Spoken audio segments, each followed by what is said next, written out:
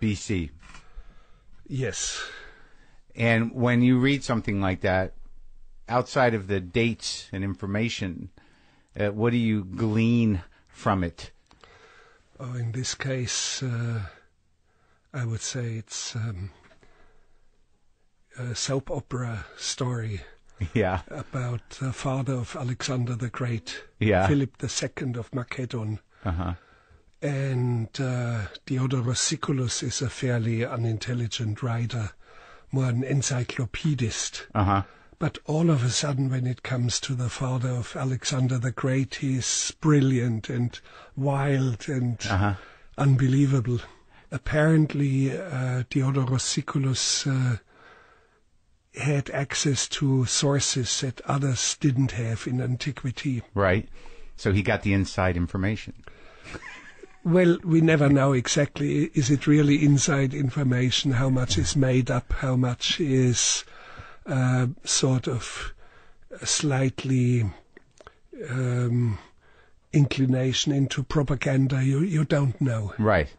But what do you find is, I mean, when you think, because if even watching the new movie, that it seems that sometimes you really kind of focus on the sort of vulnerability of humans and their needs and desires and where that takes them.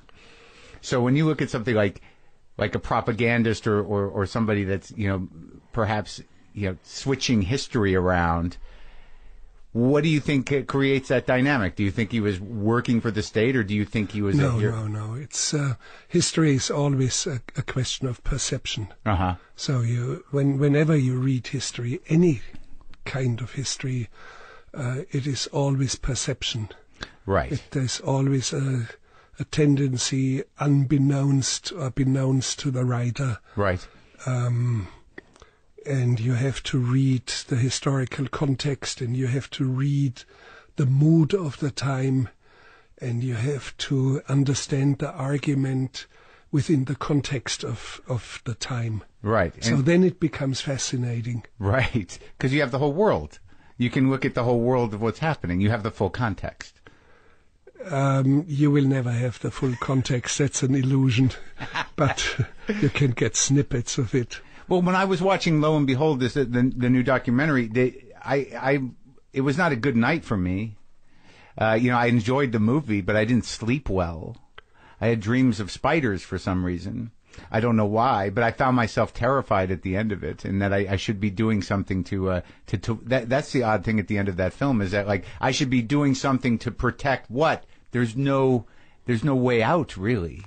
Yes, of course there is. Why are you so negative? Sounding so doomed.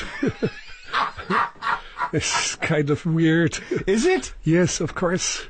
So, and do I not show some of the glories of the internet, for example? Oh, no, yeah, no, it's great. So, yeah. But what I found the most glorious was the passion of these scientists and these researchers, and even the security analysts, that the challenge of now managing the monster or the beautiful thing, however you want to look at it, is really going to be the humanity's work, is going to be managing this monster.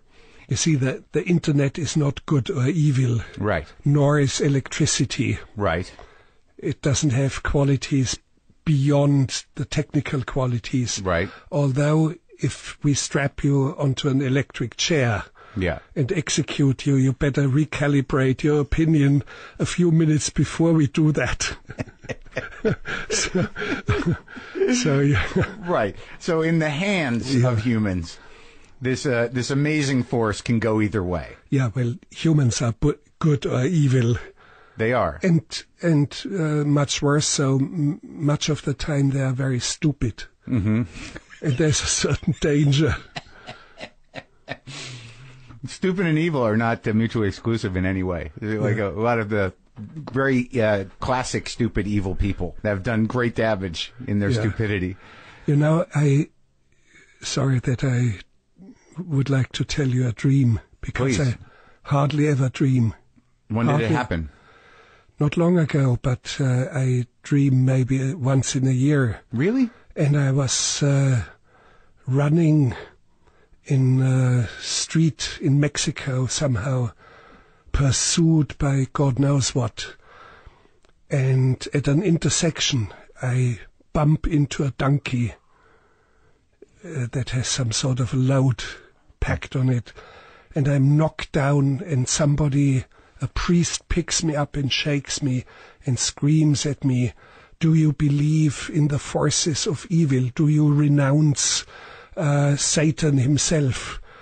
And somehow, perplexed as I was, I said, "I do not believe in the devil. I only believe in stupidity." That was what I dreamt. So you better figure that one out. Is that seems like a good short film. It's almost. Did you grow up with religion? No, not at all. Well, I had a deeply religious phase in my adolescence, and I converted to Catholicism, which didn't last very long. How old? I was 13, 14. What compelled you? That's too complex to discuss it here, but it is a fact that I had a very intense, dramatic religious phase that in a way threatened to break the family apart, which was a family of militant atheists. Huh. Yeah. Do when you look back on it, do you think maybe that was the reason you did it? Was to find independence? No. I was independent since I started to think independently, even before that. Yeah. Because my brothers and I grew up in an environment where there were no fathers. So because of the war? Yes, we had to take care of ourselves. We had to shape our destiny. We understood it. We have to be self-reliant. So what year was that? What year were you born? 1942, in the middle of the Second World War. Oh my God! And my very first reminiscences are connected to the very end of the war. Like very visually. Like sounds and destruction. Actually, no destruction. I didn't see destruction because my mother fled to the mountains, to the most remote valley in the Alps. Because where I was born, there was a carpet bombardment, and we were really in danger, so my mother fled. Oh, that was good. And I do remember, however, that she ripped my older brother and me out of our beds in the middle of the night and carried us, and it was cold, and she wrapped us into blankets, and she said, "Children, boys, I had to wake you up. You have to see this." And at the end of the valley, very far in the distance, the horizon was completely, in the middle of the night, dark night, the horizon was pulsing in red and orange, the entire horizon. And she says, "Boys, you have to see this. The city of Rosenheim is burning." And the city of Rosenheim, 30 miles away at least. Was leveled? Completely, yes. Like pretty much every major city in Germany. 720 cities were completely leveled, but leveled the way Ground Zero looked like. Yeah. And that was only a tiny fraction of New York City. Yeah, and it just and rubbled. Very few cities were not actually bombed by virtue of some statistical errors, I think. Oh, really? You think they didn't need to be bombed, you mean? No, they were forgotten maybe, or they didn't. Somebody was not keeping track of what had been destroyed and what was still out there. Yeah. So your father died in the war? No. He was in captivity, and then right after very soon after the war, divorced. Mm. When did you move back into a city? When it was time to go to high school. That means age 11. Uh-huh. And when you got back, which city did you go back to? Munich, where I was born. So it was, how long did it take for them to reconstruct that city? Was it some your of whole it life? is still, some of it is still filling up. There are still gaps that are filling up. But I would say, basically, by the time of the Munich Olympics were held, 1972, they utilized some of the mountains that were built up as part of the Olympic landscape. Yeah. And these mountains were, gigantic amounts of cubic feet of, it was all rubble. Really? And it was flat, but now you do have, we call it Schuttberge, the debris mountains. Right. And now they're overgrown with grass and trees, and they look like very normal landscape, but archaeologists of the future in 1,000 years will dig into it, and they will find millions and millions of cubic feet, billions of cubic feet of rubble. Rubble and pieces of history. Whatever, yes. So when you knew that, when did you start, thinking, creatively in terms of like wanting to pursue film or wanting to pursue a life of art? That was the same time I converted to Catholicism. I started to travel on foot. I knew I was going to be a poet, a filmmaker, and 13. 14, I would say. Yeah. Yeah. And then it was all in a very short span of time. And somehow I'm still carried by it until today. By the purpose of it? By the... No, accepting, recognizing my fate. Uh-huh. That is what you are. Yes, filmmaker. It sounds a little bit pathetic. You better touch this term, accepting or understanding your fate. You better touch it only with a pair of pliers. But I think you know what I mean. I do. Yeah. I do. Is that you understood what you are here to do? Yes. Giving meaning to my life. Yes. In an otherwise meaningless and aimless universe. Yeah. And so it's almost like it is saving your life on some level. No, of course not. Okay. My life was given to me by some strange coincidence, statistically improbable, but I'm here. So I better had to figure out what to do with it. But do you? I mean, because when I watch the documentaries and some of the feature films, they're challenging because they're amazingly human and they're completely compelling, but sometimes dark, obviously, and sometimes very. There's a vulnerability to them that is disturbing. Like if I think of Grizzly Man, and I watched Even Dwarf Started Small recently. That's a wild one, a radical one. It is, because it's a very challenging thing when you watch Even Dwarfs Were Small to not laugh a lot. Of course, it has a very dark humor in it, very black humor. And many of my films, by the way, have a lot of humor in it. Oh, no, yeah, definitely. I feel that. You have a great sense of timing and a great sense of where to cut. Sometimes you let things hang for a minute in the documentaries all the time. Or even poking fun at the internet, in the use of the internet. In Lo and Behold, I show Buddhist monks with their next to at the skyline, and they're all tweeting. So, in my commentary, of course, makes it a very hilarious event. Right? Yes, and I know how to deal with the internet in a way. And strangely enough, my humor on the internet has quite often become viral. I was asked in a podcast for the first time when I showed Lo and Behold at Sundance, and became a phenomenal success there. And I was in a podcast, and I asked, but I have my laptop open, but I don't see you. And I was instructed, well, you don't see me like in a Skype conversation because this is a podcast. Right. It's only like radio. And I said, but how do I access? And they gave me an address. Right. You just type in this this keyword and then Google us.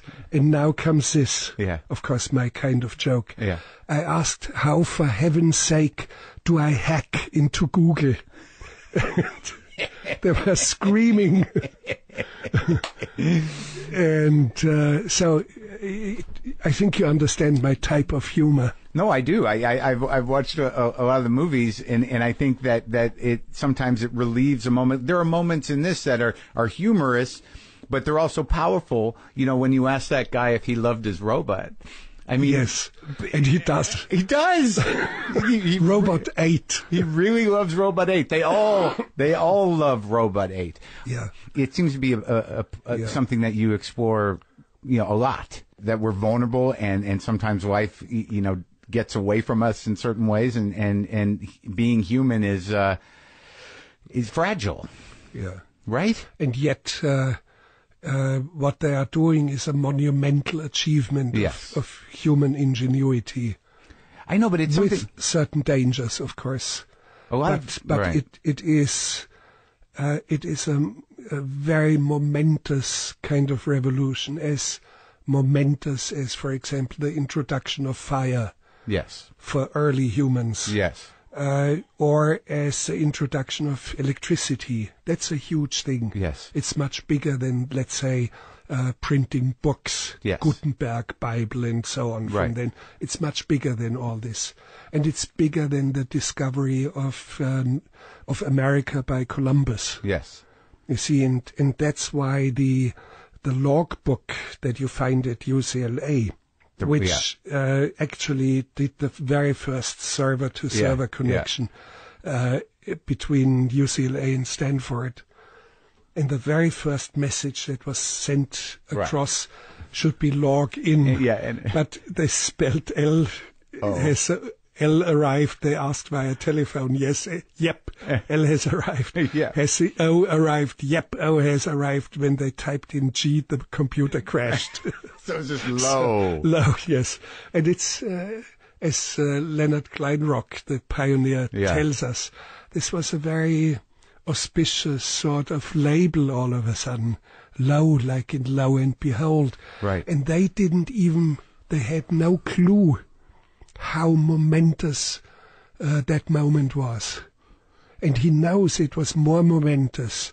This tiny little entry in their logbook had more significance than Columbus's logbook on the ship. This morning we spotted land. Yes. It's bigger than that. I think it is, and I guess maybe because it's a good documentary, I'm bringing a lot of my own cynicism to everything that's being discussed. That I think that's what's compelling about a film like that, is that, like, I can't not think of darkness winning ultimately. Like, and when they talk about, like, when are we going to be able to walk? Yeah, but you don't look like a guy. I mean, I see you. You sit opposite to me. You don't look like being driven by dark forces. No. I'm sure you love a good steak once in a while. I had one the other night. Okay, I read your face correctly. Yes, I am occasionally a steak eater. Yes. And your laughter isn't fiendish. No. I think I'm speaking out of fear. I don't think I'm necessarily a dark guy, but when I hear these guys, the guy in the planetarium saying, like, I don't want to think about that. I don't want to think about a world where this thing goes wrong. I don't even want to entertain that thought right now. We should. Of course. We should, of course, because we can take very easy precautions individually. For example, there's constant talk we should get rid of cash money, and we should introduce virtual reality, virtual currency like bitcoins, or we should only pay electronically. Yeah. No, Because if the internet is down, you cannot buy your hamburger at the joint down at the corner. No, you cannot flush your toilet anymore, and you cannot go in the elevator to the 70th floor in New York City, and you have no connectivity, you have no radio, no telephone, nothing. Right. So we better provide ourselves with at least a small stash of dollar bills, small denominations, because with $100 bill, you still can buy a hamburger, but they wouldn't have the change to give you back. So you better have $1 bills, $5, $10, $20 bills. I know, but in the movie, it seems like, within 2 or 3 days, there's not going to be any hamburgers either. That could actually be, yes. Within, no matter what you do to safeguard yourself, that within a week or two, it's going to be ugly. Yes, but now on the technical level, let's try and find certain safeguards to reinstall things, or at least regionally, decentralize the entire system so that only certain parts are going to be affected, like with the electrical grid. If something is, some generator station is blasting away, you reroute your currency, and in a similar way you can do so with the internet. There's not much thought going into it. I'm sure that, for example, secret services are very much interested in that. So when you make a film like that, you don't find yourself feeling bleak?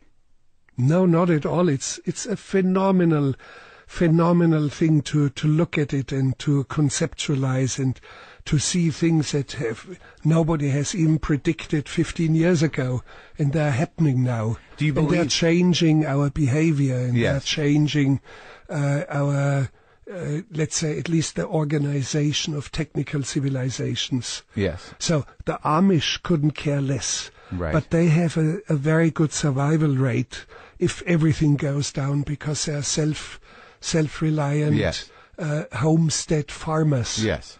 And they don't even need electricity. Right. But what about the rest of us? We will have a harder time, and we better look at what we are doing. You can go out for hunting and foraging, but the park in downtown Los Angeles is very small, and you've got about maybe 50 squirrels for 15 million people who live around there. A few coyotes. You got to learn how to eat coyotes. Yes, you have to eat the coyote, but they are not enough for 15 million. Okay. So that's a problem. Yeah, it is a problem. But like I said, I thought it was a beautiful movie that weighed all this stuff pretty well. Yes, it is. It definitely Damn it, is. It is. Like what was being talked about at the end, which I sort of get obsessed about, is that, like at the beginning of this conversation, where we were talking about you taking an ancient Greek historian and putting it into context to fully understand the possibilities of the times that he is trying to talk about, and that one of the things that I've said before about the internet is that eventually you may have a generation of kids, if they're not there now, who will just say, like Adolf Hitler, oh, he's the guy with the mustache. And that's all they know. So in terms of contextualizing and honoring history and actually having, like they were talking about at the end, how do you continue to inspire kids or young people to engage your imagination and contextualize what has happened before them? It has to come from them. I cannot play the principal. No, I know for that. all of us. But you're so be careful. No, and I do not think that young people will eventually ask the essential questions. Why are we here? What are we doing here? How do we conduct our lives? How do we touch each other? How do we cook for each other? How do we raise children? You believe they will continue to ask those questions? Yes, it's inevitable. Sure, we are humans. Let's face it. But that one, and it's a wild time of transition. So that's how you see it. That we're in a transition. Yes, this is not. We do not know how to deal with the instrument well enough. You see, in the 50s, there was this obsession of cars. Yeah. Elvis in his car, in this big Buick or whatever it was. and drive in restaurants. And you could do in Las Vegas, still I think you can do a drive-in wedding. Yeah. And I have seen a sign in Las Vegas not long ago where there was an advertisement, drive-by divorce. Yeah. You see, but this kind of obsession with cars is a little bit outdated, and we are rethinking our cars, and we are trying to have cars that have a much lower emission of gases, of toxic gases, or we are moving into electric cars. So we have started to understand how to use this tool. I get it. No, I understand. And there's no drive-by divorce anymore. Right. Yeah. No. It's you gotta do it the old-fashioned way. But all those technologies require human engagement on a very organic level. That now there are so many. And obviously you're not a scientist, but I mean I understand that we're adapting to a new world and a new technology. Yeah. But so much of it has nothing to do with us, in the sense of we don't know anything. No, it all has to do with us.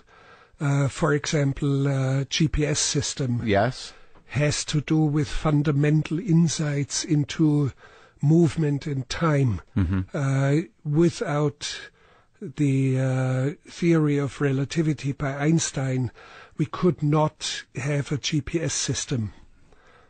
That's right. You see, yes. And it's it is not visible for us, and it is not palpable, but we are doing it because we had Einstein.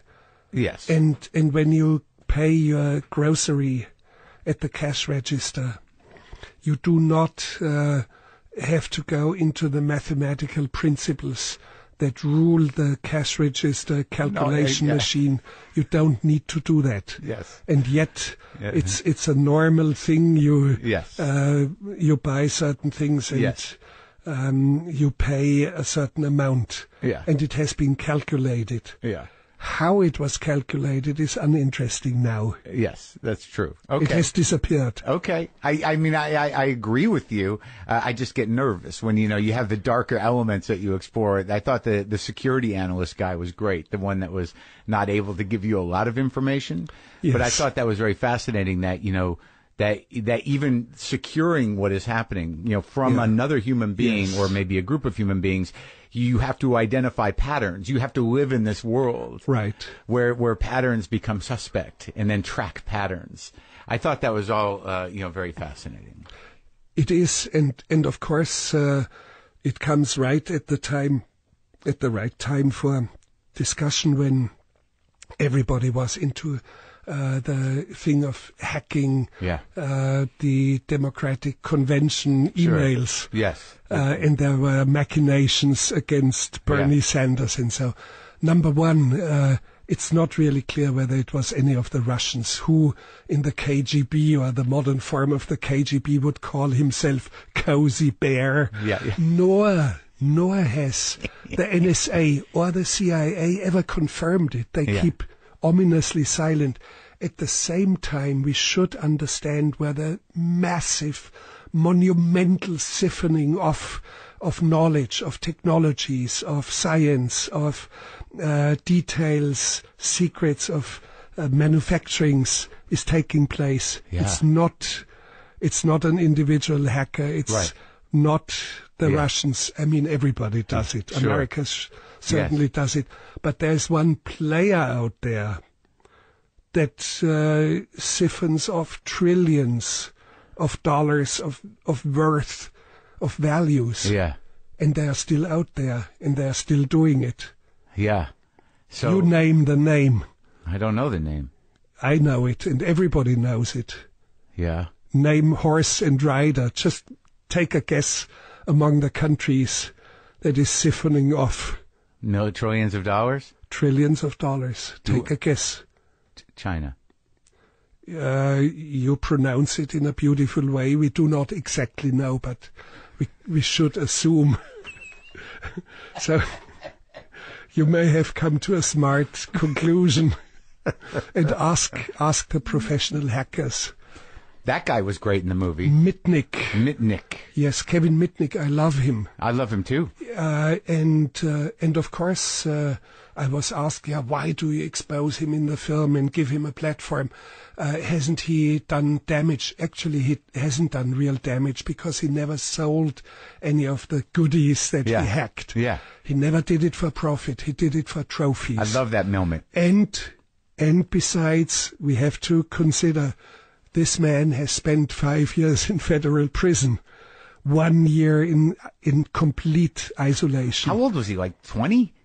He looked very young. At the time, he was very young. I mean, he was 19, and he was the most famous hacker and most wanted of all hackers. He was made an example of. And he has been brought to justice. Yes. And I do believe in rehabilitation of a criminal. And by the way, Mitnick today is running a security company that advises you how do you protect your company from intrusions and hacking and stealing and siphoning off. So he's good at that. Yeah. He's a very reliable businessman now. And also the interesting thing in dealing with the human factor was just how much he knew had to do with his ability to coax information out of people on a human level to get into There were always better hackers. I mean, technically, there were better ones. But he was the one who could bamboozle you out of your wits. And you would give away secrets that you would never give away. He has it in 11 minutes flat. In 11 minutes, he gets all the secret code of a new Motorola cell phone at the time. That's an eternal human archetype, the smooth talker. Right? Yeah, no, he has, and he says it very well. He does have the gift of gab. I like this expression. Now, when you make, it seems that your output of documentaries in the last decade or so has been a lot, and you make a lot of big feature films as well. What is more the passion? Is it just a different approach? Do you see them as equal? No, there's a slightly different approach, although everything is movies for me. Yeah. And when you poke into the question, I can give you a statistical answer. At the moment, I have 4 finished films, all ready for release. On the 19th of August, it's Lo and Behold, Reveries of the Connected World. In Telluride, very first days of September, a new documentary on volcanoes. A few days later, a feature film, Salt and Fire, which I shot in Bolivia, about a mysterious hostage-taking. And I also have a big epic feature film out, which is called Queen of the Desert. So 2 feature films ready for release, 2 documentaries ready for release. And my next projects are basically all, at the moment, feature film projects. But it doesn't really matter. Don't start to count and don't go into statistics. No, I was just wondering, like, in terms of your approach to them and what you can get out of them. Are the feature films, are they your scripts, both of them, or are you just... Feature films, always my own scripts, with very rare exceptions. So when like, just in the craft of doing both of them, what is the essential, thrill or search when you write a film and direct a film and you have complete control, or as opposed to when you are putting together footage of interactions? But I also write, of course, a documentary, and I somehow stylize them and I stage them. Like, for example, the appearance of Buddhist monks at the skyline of Chicago and musing about have they all left for, I mean, the inhabitants, millions of inhabitants of Chicago, for a colony on Mars. Because it looks very lifeless. There's no movement, nothing around. But were they just there, or did you put them there? They were there, but no. By the way, if they had been just entering their bus, I would have asked them, please, can you step out for my camera once more, and please do the tweeting that you did before. So that's the nature of my kind of documentaries. I do it for enhancement of a deeper truth. Something that's quite beautiful out there, and something that connects us to poetry. I like to take audiences, and I'm speaking now of documentaries, I take them left and right, and I take them right into the landscape of sheer illumination and poetry. Yeah, the and poetry. You see, I claim the right of trespassing if I can take you, the audience, into the landscape of poetry. Yes. I do any form of trespassing easily. For example, at the end of my film Cave of Forgotten Dreams, which is a film about a Paleolithic cave recently discovered, with cave paintings of phenomenal beauty and quality, made something like 32,000 years ago. And there's a postscript, and the postscript is about mutant albino radioactive crocodiles. And I'm going completely wild, and the audiences love it. And it has to do, obviously, it is connected to the film loosely, it has to do with perception. How did humans, like us, they were Homo sapiens, how did they perceive their paintings? How do we today, in the 21st century, perceive these paintings? And how would a crocodile, an albino crocodile in a biotope nearby, near a nuclear reactor, how do they, when they escape and enter the cave, see these paintings? Right. And by the way, as crazy as it may sound, there's this biotope for tourists with hundreds of crocodiles. 5 of them escaped last winter, or at the beginning of winter. Sure. There was a huge hunt with for the crocodiles. Huge hunt, including helicopters searching for them. Somehow, some of them were found in a harvested cornfield. In a frozen, harvested cornfield, and one of them is still at large, unaccounted of. Unaccounted crocodile. So my wildest fantasies are overtaken by something real. Yeah, or it's prophetic. But like the poetry, like I read some of the book that you wrote in the early 70s of Walking on Ice. Of Walking in Ice. Yeah. And that was a fairly astounding poetic achievement. That just the way you were, engaging in the life that you were moving towards. It obviously was in the wake of an ill friend, but it was essentially poetry. Yes, you see it correctly. It was born out of a certain necessity, not just sitting down in front of some empty paper and then starting to write poetry. I was traveling on foot at the beginning of winter from Munich to Paris because my mentor, an old woman, Lotte Eisner, was dying, and I wouldn't allow her to die by just coming on foot. She wouldn't die. Actually, she was out of hospital when I arrived. And I know that these written texts, like of Walking in Ice and another book which is very intense, it's called Conquest of the Useless.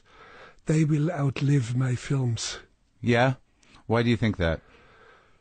Because it's a more direct sort of expression. You only have a pen and paper in between you and what you are in your essence. Yes. In filmmaking, there's always finances and organization and technical things, camera and mixing and psychology of actors, and you just name it.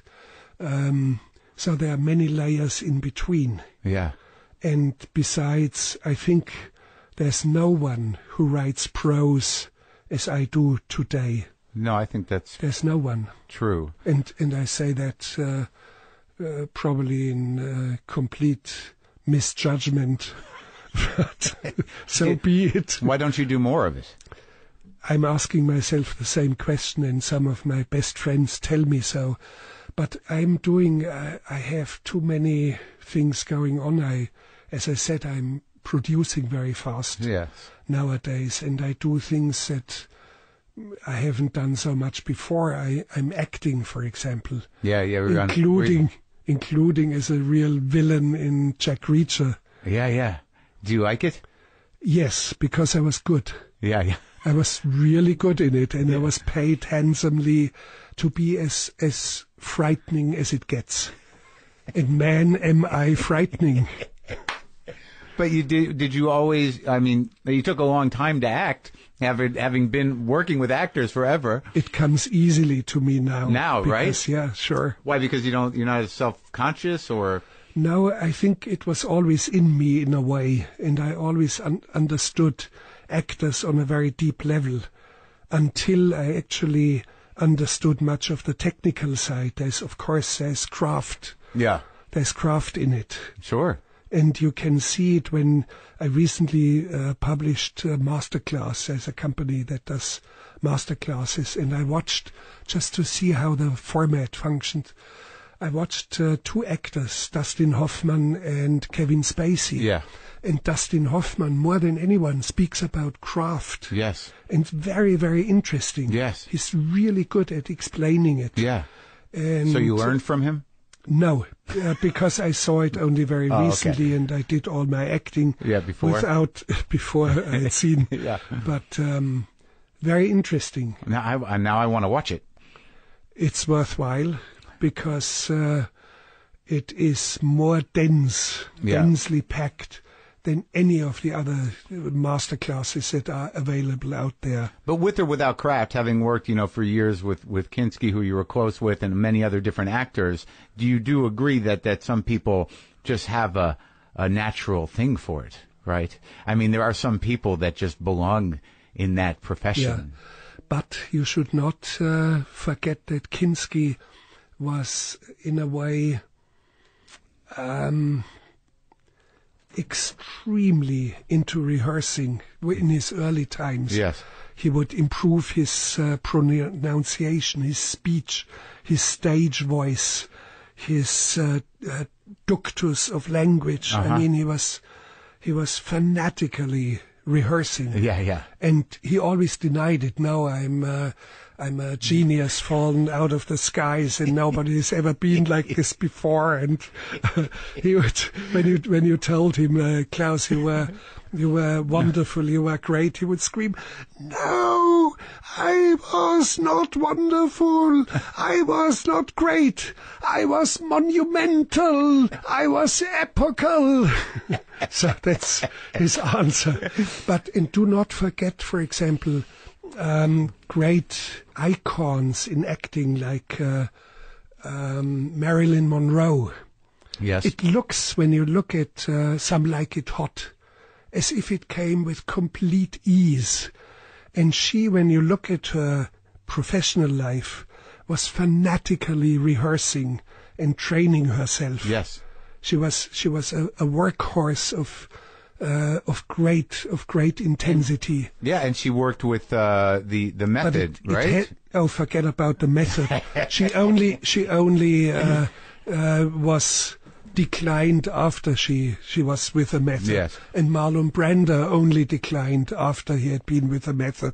So I would see it only with great amount of doubt. Right. But she was a real workhorse. It's a little bit like when you watch Olympics and you see the swimmers. Yeah. I mean, they swim with great grace. Yes. And fluidity. Yes. And at the same time, it's 10 years of training, each day swimming at least 10 kilometers in training. Yes. Not a single day without 10 kilometers. Right. You got to put the work in. Yes. Well, in Salt and Fire, you work with Michael Shannon, who I like a lot. Oh, he's the best of his generation. Yeah. You like it? Clearly the best. There's no one like him. Yeah. I love the man. Is it, with him, do you see the work? I see somebody of extraordinary gift and an extraordinary presence. You see presence on screen. In a way, it is inexplicable. There's something mysterious about it. Mm-hmm. Because not everybody has it, obviously. Some people just fit. Some sort of charisma. Yeah. It comes from somewhere else, and we cannot even name it. Yes. And that fits into the poetry. Yes. So when you talk about Lottie Eisner, right? Yes. This was the early 70s, and you call her your mentor. So what did you learn from her early on that sort of guided you through your first films and whatnot. No, it's not that she taught me anything. Okay. However, she put me in context with the silent movies of the Weimar epoch, Murnau, Fritz Lang. And then later it was her encouragement. Right. The encouragement from my first film on. She said, there's somebody out there who is extraordinary in her opinion. And she was in very close contact with Fritz Lang, who lived in Hollywood at that time. Yes. And she wrote letters to him and she said, Fritz, you have always said, after the barbarism of the Third Reich, of the Nazis, there cannot be real, legitimate, great German cinema again. Never, ever. And she said to him, Fritz, you know what? I send you a print of a film by a young kid who made a film, Signs of Life, his first feature film. And she sent him the print. And Fritz Lang saw it and he said, Lotte, you are right. Yes, there's something coming. Yeah. So it was encouragement. That's an amazing Because at the thing. time, nobody wanted to see my films, including Agere, The Wrath of God. Nobody wanted to see the film. Why? I cannot explain it. I don't know why. Do you think Sometimes it happens. It took 3, 4, 5 years until the film all of a sudden had its breakthrough. And do you think that was because of Germany, or do you think it was because of No, you? the film was such a novelty in its raw approach, and it was not at the horizon of anyone. And sometimes it's very strange how these things happen. I keep thinking about Franz Kafka, of the novel The Castle. I think during his lifetime 32 copies were sold. Right. And we know that at least he himself, out of embarrassment, bought 10 copies himself. Right. So you never know. Now, at the time, was there a community? Like, are you friends with Wim Wenders and Fassbinder? Were you Not really contemporaries? friends. We respected each other very deeply. Yeah. But we knew our styles were different, our subjects were different. Yeah. Not like neorealism in Italy after the war, where there was a common style and common social sort of agenda in their movies. But but it was considered a movement in a way, right? Or was it considered German new cinema? Or Yeah, let's not argue whether it was a movement or No. not. Some sort of a renaissance. But you were around each other. You were in the same world. Yes, but Different. and we understood we would be perceived as a movement, which none of us liked. Sure, right. Did you like their movies? Not all of them, but yes, sure. There are very, very fine movies from that time. And you know, when I did Agere, The Wrath of God, I took 8 prints, 35mm prints, ugly to carry and heavy. I took them to Peru. Yeah. And I rented a theater and I showed them for free. Yeah. And it was phenomenal success. So many people were excited about them. 3 of the films were films by Fassbinder, for example. And Fassbinder even didn't know that I took them. And only a year and a half later he said, well, Werner, what is that? You came to my office and you saw 3 prints sitting there in the corner and you were the one who took them. You were the one, confess. I said, Rainer Werner, yes, I confess, I took them, I showed them. And you know what? He just came at me with his intimidating look and then he stretched his arms and hugged me very hard. And that was it. Oh, that's great. So he was, You took them. Yes, of course I took them because they were very, very fine movies and they had to be shown. Which movies? I don't really recall, but one was, I think, his second film he made, Katzelmacher. A very, very interesting film. Well, we began to talk about Even Dwarf Started Small, which was, you said darkly funny, which it was, just right away. Yeah. Because I was trying to look for something in that film that was a portal into something that lasted your entire creative vision. Do you see that in that movie? Do you see the beginning of something that you've continued to try to resolve or incorporate? No, I don't have a real agenda. However, I know that I do have a coherent worldview. Yeah. And this film, lo and behold, yes, is essentially somehow within my worldview and within my curiosities to expand my worldview. Yes. And when you see the film, you would, without having any credits, you would notice very quickly this is a film by me. Of course, as soon as you hear you talk.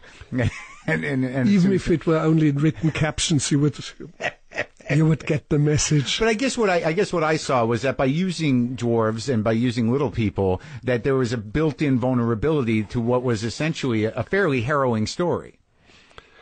They do not appear as midgets or as dwarfs in the film because the entire world is only little people. Yeah, right. Whereas the Cadillac that drives by, or the motorcycle, or the chairs, yes, or the nuptial bed, yes, are of size for us, but all of a sudden all these daily tools of everyday life become like monsters. Yes. All of a sudden all these goodies become monstrous. Right. So that kind of moves through. They are the regular size. All the chair, the motorcycle, everything looks like a monster all of a sudden. Right. And when you did the volcano, when you went up to the first Volcano movie, you're releasing another Volcano movie? Well, I'm just finishing a film, Into the Inferno. Yes. Which will be shown in 3 weeks from now. And what was the one that I watched? Celluloid, La Soufrière, about a film about a volcano that was about to explode. Oh, yeah. In the Caribbean. Right. And I went there because I was fascinated by learning that there were very, very dramatic, quick evacuations of the entire island. Yeah. 75,000 people. And one single poor farmer who lived at the slope of the volcano refused to be evacuated. The guy with the cat. Yes, yeah. And we had to wake him up while we started filming. And deeply philosophical, a very poor black farmer who lived on the slope of the volcano. And we knew it would explode with the force of 6, 7, 8 atomic bombs, Hiroshima size.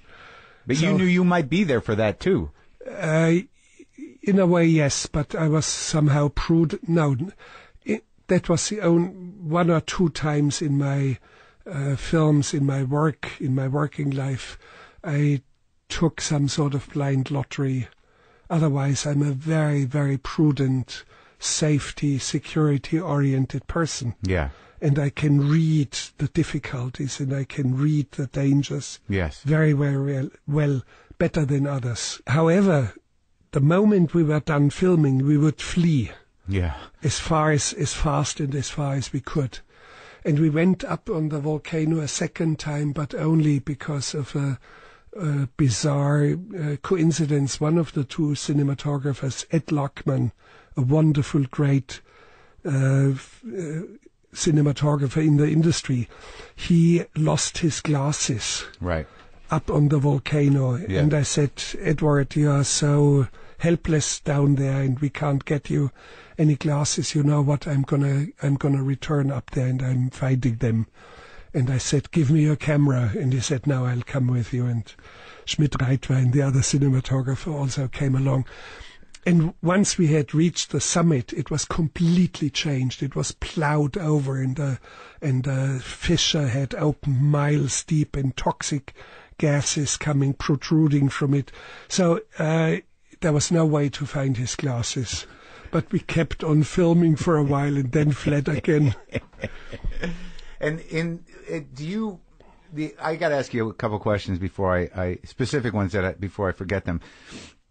In Grizzly Man, which was primarily assembling, right? Half the film is shot by me.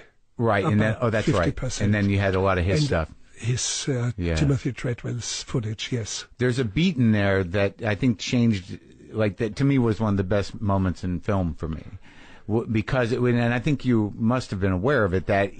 Of course you were, but there was that moment where you sort of discuss how these animals they don't have personalities per se.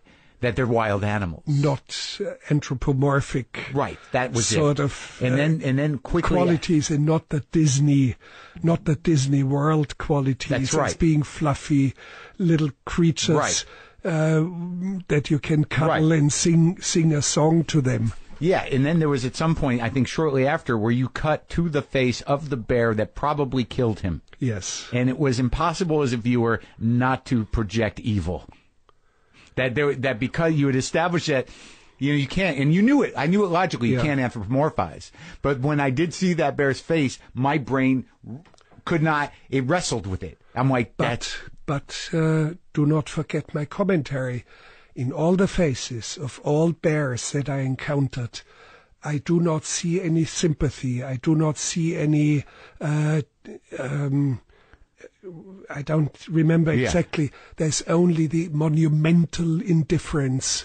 Maybe the only interest is interest in food. Yeah. No affinity, no affection. Right. No hostility. Right. It's just monumental indifference. Yeah. And that's what you see in the face of the bear. I put it in the right context. You did, yes. I want to talk about the PSA that you did. Because that documentary is brutal. The texting and driving. Yes. I don't know how I think that's a great little film. It is. I have no doubt, and I can quantify it. Millions of people saw it on YouTube. Yes. And it's way too long for YouTube. YouTube is made for the 60 seconds cat videos, crazy cats. Yeah. Or anything that's over 8 minutes long is prohibitive. Yeah. And here millions and millions saw it, and it has triggered legislation in various states of the United States. And it is being shown now on 40,000 high schools across the United States. And I think, maybe I'm wrong, but I think it has become a mandatory viewing for those kids who do that driving test, driving's license in high school. And many, of course, do it like that. So that could be. And it has had an enormous effect. And people tell me you must have saved many, many lives. Instinctively, I know, yes, I did, but you cannot quantify it. You can quantify only events. You see, you can quantify accidents. You can quantify fatalities, but you cannot quantify events that did not take place. Right. You cannot quantify how many times did you miss the woman of your life because she left the plaza 60 seconds before you arrived. So you cannot quantify it. Right. However, there's an indirect way to see the effect, and that's the statistical curve that has altered its direction, coinciding with the release of this YouTube video. It's interesting because on some level, the way you talk about it, it could be one of the most important films you've ever made. It depends on what you call important. In practical terms, yes. Okay. In practical effect, yes. Yeah. Do you ever think of your films in that way? No. No, but in this case, I knew there was a clear goal. Right. And let's perform as good as I can. And I would do a public, how do you call it, service announcement? Yeah, public service announcement. But with all the intensity and all the craft that I can muster. You see, I do not give lectures or little charity. When I give myself. Yes. And you know who said that? It was Walt Whitman who said that once. Yeah. And I have adopted it. What inspires you, and this will be the end of it, to make a documentary? I mean, how does it, like, Grizzly Man or this Lo and Behold or the one about the monks as well? I mean, how do you find the topics? Where does it come? Very often they stumble into me. Mm-hmm. And I have never been like somebody who plans a career And after I'm finishing a film, I'm looking at the New York Times best-selling list of novels. That one I should make into a movie. It never has happened like this. Very often films have found me. Many times they come as uninvited guests, like the burglars at night. But since I'm a storyteller, I would instantly know this is big. This is so big, I have to do it. Yeah. And it happened exactly like that with Grizzly Man, for example. Do you miss film? Like actual film? Celluloid. Now I'm not nostalgic. I love it. Yeah. Of course I love it. Yeah. But digital filmmaking has allowed me to work faster. Yeah. And to work less expensively. Mm-hmm. So that's why all of a sudden I'm coming out with 4 films, all of them ready for distribution. The system of distribution is too slow for my output. Right. What did you lose with Celluloid? What do you lose? Well, the kind of magic of the flicker of 24 frames in a theater. Yeah. And Celluloid, you always have to understand it as a layer, a 3-dimensional thin layer of emulsion that stores your information, whereas a digital film is only a file of zeros and ones. Right. And there's a strange, we sense that there's a different life to it. Right. And also I imagine that the editing process is a bit more decisive. When you are in Celluloid, you better come to some conclusions quickly. And what I see today, digital editing, there are directors who don't know what they are doing, and they create 22 parallel versions and never can decide. Yeah. But I'm editing almost as fast as I'm thinking. So that you can only do on digital. Because I do not have to search for the small reel of film and look for making some pen marks on it and glue it, splice it together and feed it into a system and roll it to the right moment. So I'm editing much, much, much faster now. Closer to writing. Closer to writing in a way, yes. Now, just in terms of film, I know that you were close with Roger Ebert, and that what was once a fairly sort of there are a few champions of the cultural and artistic importance of film. Do you feel that it still has the proper place in the world of art? Do you feel that that film is still being reckoned with in the proper way, culturally and critically? When he was afflicted by illness, and he could not speak anymore, he would use the internet and a laptop for creating his voice. It was digitally configured, and it was his voice that would answer to you. So the glory of the internet. At the same time, he said to me, Werner, watch out, there's something, I will die soon. You better be vigilant and watch out, and you have to be a guardian. Read. And I said, Roger, of course I read, and I keep postulating, read, but I mean books. And at the same time, he kept saying, kids, young kids, should go out and dig a hole in the ground. Period. And I find it beautiful. God bless his soul. That's Roger beautiful. Ebert. That's a nice closer. Thank you, Werner. Thank you.